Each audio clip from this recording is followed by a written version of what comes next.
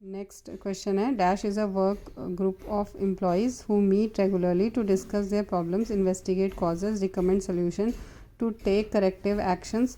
This is generally a small group of employees belonging to the same work area. तो answer है इसका quality circle. Line organisation नहीं है, committee organisation नहीं है, स्टाफ ऑर्गेनाइजेशन नहीं है.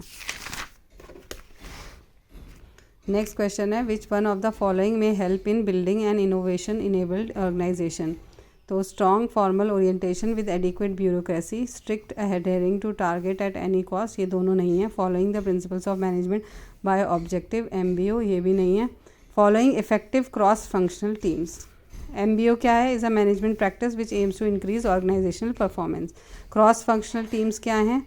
Are group consisting of people from different functional areas of the company, for example marketing, product, sales and customer success.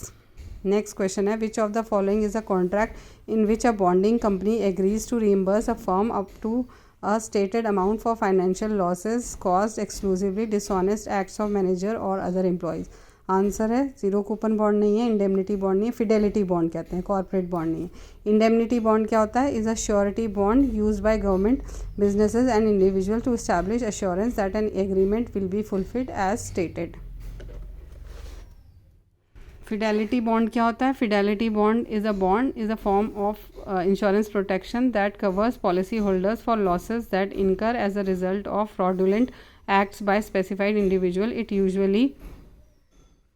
usually do acts by specified individual. It usually is a business for losses caused by the dishonest act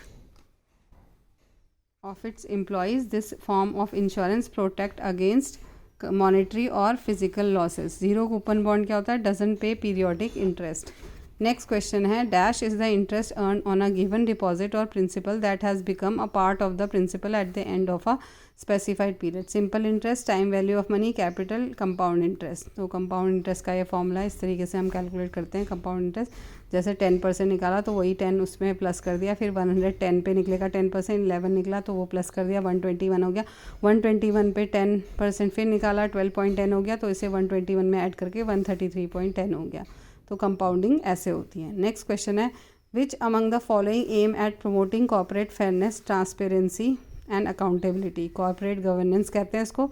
corporate netting नहीं होता, lifting of corporate veil नहीं होता, corporate social responsibility नहीं होता. Pillars क्या है corporate government के? Accountability, fairness, transparency, assurance, leadership, stakeholder management. Corporate governance क्या है? System by which companies are directed and controlled by board of directors are responsible for the government of their company, governing of their company.